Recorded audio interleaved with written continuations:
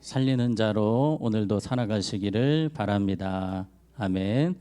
압살롬의 쿠데타가 실패로 끝나고 다윗이 이제 왕으로 다시 복귀하는 시점이 오늘 20장의 내용입니다. 다윗이 돌아와서 뭔가 나라가 안정이 되고 평화가 찾아오나 했지만 아닙니다. 지금 이스라엘 전체가 아주 혼란스럽습니다. 어제까지 압살롬을 지지하던 사람들이 언제 그랬냐는 듯이 지금 다윗에게 박수를 보내고 있는 겁니다. 그러니 그 모습을 보는 사람들끼리 서로 째려보고 분노하고 그런 여러 가지 상황이 복잡하게 얽혀 있는 상황이 지금 20장의 상황입니다. 지금 온 나라가 불신과 분열이 가득합니다. 오늘 우리가 읽었던 20장 바로 전에 19장 마지막 절에 보면 이스라엘 사람이 유다 사람에게 대답하여 이르되 우리는 왕에 대하여 열 몫을 가졌으니 다윗에게 대하여 너희보다 더욱 관계가 있거늘 너희가 어찌 우리를 멸시하여 우리 왕을 모셔오는 일에 먼저 우리와 의논하지 아니하였느냐 하나 유다 사람의 말이 이스라엘 사람의 말보다 더 강경하였더라. 지금 지파끼리 갈등이 벌어졌습니다. 유다 지파가 아무래도 다윗과 더 연관이 있지 않습니까? 그래서 유다 지파 사람들이 다윗을 모셔오는 일에 아주 적극적으로 움직이고 있습니다. 이 모습을 열 지파가 보고 너무 안 입고 온 겁니다. 마치 자기네들의 왕처럼 행동을 하니 다윗은 우리 왕이다 하면서 이 열 지파가 다윗을 향해 소리를 치고 또 유다 지파는 정확하게 따지면 이 유다 지파 뒤에는 베냐민 지파도 같이 있다고 볼 수 있겠습니다. 우리 43절 다시 보시면 이스라엘 사람이 유다 사람에게 대답하여 이르되 우리는 왕에 대하여 몇 몫을 가졌으니 열 몫을 가졌으니까 열 지파가 주장을 하는 거예요. 우리가 더 다윗을 가까이 할 수 있는 사람들이다 이랬더니 유다 지파는 우리는 종친이다. 우리가 더 가깝다. 이러면 서로 막 싸움질이 난 겁니다. 베냐민 지파는 유다 지파에 살짝 걸치고 있는 거예요. 그런데 이 모습이 나중에 남북으로 남유다 북이스라엘로 갈리는 모양새가 되어버립니다. 그러니까 이때부터 분열이 시작이 되고 있습니다. 다윗이 돌아와서 뭔가 평화가 찾아오나 했는데 이 산 넘어 산인 겁니다. 하나가 되지 않는 거예요. 왜 그렇습니까? 인간에게 있는 죄성 때문입니다. 그 죄성은 남을 깎아내리고 남을 비난하는 그러한 죄성입니다. 그런 모습 때문에 지금 이스라엘이 전혀 하나가 되지 못하고 혼란에 빠져 있는 것입니다. 우리 안에도 이런 죄성이 늘 올라옵니다. 예수님을 믿는 것은 이 죄성과 날마다 싸우는 일인데 빌립보서 2장 3절에 보시면 아무 일에든지 다툼이나 허영으로 하지 말고 모든 일을 절대로 싸우면서 하면 안 된다. 오직 어떤 마음으로? 겸손한 마음으로 각각 자기보다 남을 어떻게 여기고 낮게 여기고 더 훌륭하게 여기고 지금 지파끼리 해결되는 방법은 서로 더 훌륭한 지파로 보는 것입니다. 그런데 깎아내리기 바쁘니 하나가 될 수 없는 것입니다. 예수님이 우리에게 화평케 하는 자의 직분을 주셨습니다. 그 직분, 그 사명의 첫 번째는 남을 나보다 더 훌륭하게, 존귀하게, 낮게 보는 것입니다. 오늘 하루 살아가실 때에 내가 더 높여주어야 할 사람, 내가 더 훌륭하게 보아야 될 사람이 누구인지 생각하시고 여전히 나보다 별로인 것 같다. 그럼 우리가 기도해야 되지 않겠습니까? 우리의 눈이 바뀌어야 됩니다. 더 다른 사람들을, 배우자를, 또 자녀들을, 이웃들을 더 존귀하게, 더 귀하게, 훌륭하게 바라볼 수 있는 눈이 되도록 우리는 날마다 힘써야 합니다. 자, 그런데 오늘 지파 간의 갈등이 더 큰 문제로 이제 바뀌게 됩니다. 오늘 우리가 읽었던 20장 1절에 보시면 같이 읽습니다. 시작. 마침 거기에 불량배 하나가 있으니 그의 이름은 세바인데 베냐민 사람 비그리의 아들이었더라.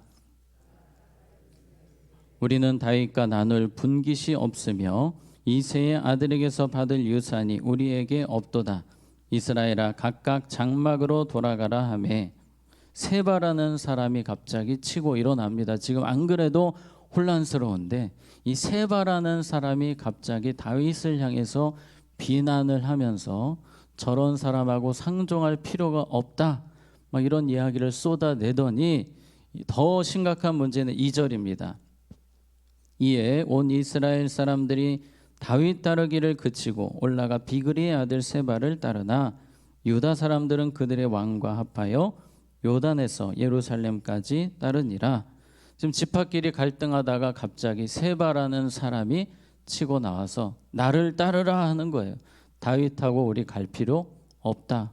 그래서 갑자기 이 압살롬까지는 아니지만 세바의 난이라고, 쿠데타까지는 아니지만 갑자기 세바의 난이 일어나서 세력이 형성이 되는 겁니다. 세력을 이루어서 갑자기 그 사람들 데리고 가버리는 거예요. 점점 그 세력을 키우기 위해서 지금 세바는 힘을 쓰고 있습니다. 산 넘어 산인 겁니다. 하나가 되지 않습니다. 여러분, 여기서 우리가 중요한 사실을 깨닫게 됩니다. 지금 분열이 일어났잖아요. 빨리 봉합을 해야 되는데 어떻게든지 서로 낮게 여기면서 하나 되기를 힘써야 되는데 점점 지연되다 보니 더 큰 문제가 발생하는 겁니다. 사탄이 하는 일은 늘 그렇습니다. 분열이 더 지연되면 지연될수록 더 큰 폭탄을 준비합니다. 예전에 한국교회에서 신천지가 그러지 않았습니까? 교회마다 분열이 지속되면은 꼭 치고 들어옵니다. 어떻게 그 소문을 알고 신천지들이 들어와서 교회를 반쪽을 내는 그런 일들이 한국교회에 얼마나 많았습니까? 물론 지금도 100% 예외는 아니지만 교회가 분열할 때 사탄은 반드시 폭탄을 가지고 들어옵니다. 더 큰 역사를 일으키는 겁니다.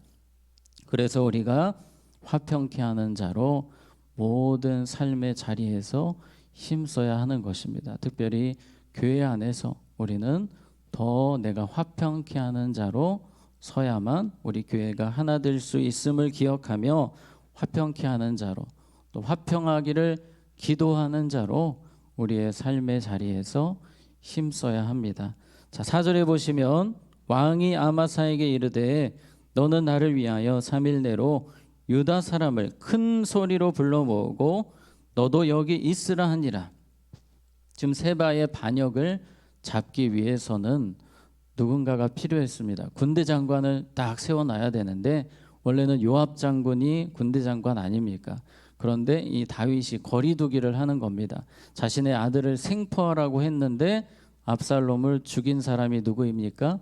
요압입니다. 이 다윗이 조금씩 불신이 생깁니다. 요압을 거리두기를 하고 누구를 군대 장관으로 세우냐면 아마사를 군대 장관으로 세웁니다. 그러니까 다윗도 지금 생각이 아주 많은 거예요. 지금 하나가 되어야 하는데 하나가 되려면 파격적인 인사가 필요하다. 이 아마사는 누구입니까? 압살롬의 군대 장관이었습니다. 역적 같은 사람을 군대 장관으로 약간 화해의 의미로 세운 거예요. 그러니까 지금 다윗이 어떻게든지 하나 되게 하려고 힘쓰는 모습입니다.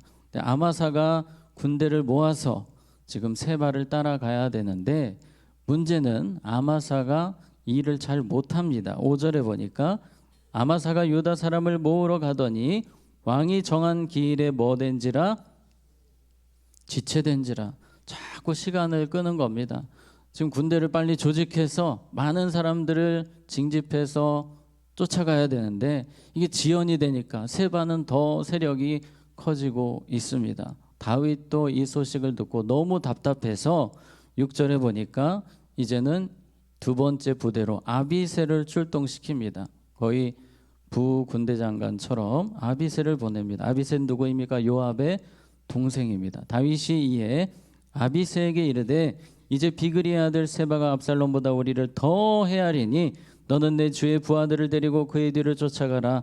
그가 견고한 성읍에 들어가 우리들을 피할까 염려하노라 하매, 성읍에 들어가면 너무 힘든 상황이 되기 때문에 성읍에 들어가기 전에 빨리 쫓아가서 잡아라 명령을 내립니다. 그래서 아비새의 두 번째 부대가 세바를 잡으러 출동을 하는 겁니다. 그런데 사고가 나요. 사고가 10절에 보니까 아마사가 요압의 손에 있는 칼은 주의하지 아니한지라 요압이 칼로 아마사의 배를 모함에 찌르매.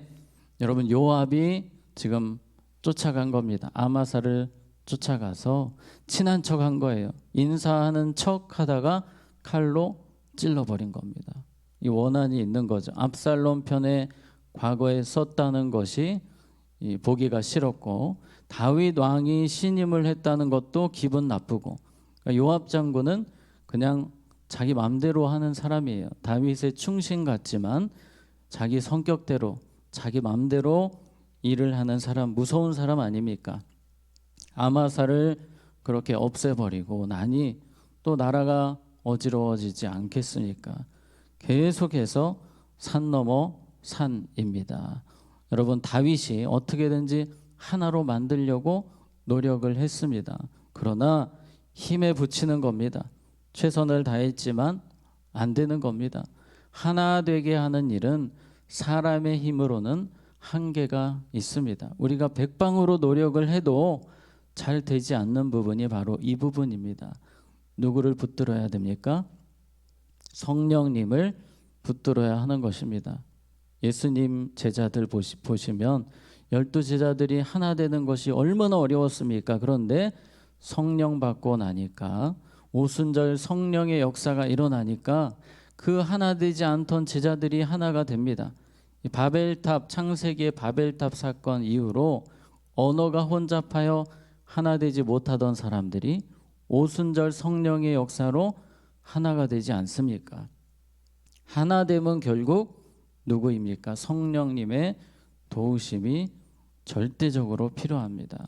우리의 삶의 자리에서 성령님을 구해야 됩니다. 우리 가정을 위해 기도할 때에도 성령님이 하나 되게 하시도록, 우리 교회가 성령으로 하나 되도록, 또 이 민족이 얼마나 분열이 많습니까? 성령님이 역사해 주시도록 우리는 삶의 자리에서 늘 기도하고 기도해야 될 줄로 믿습니다.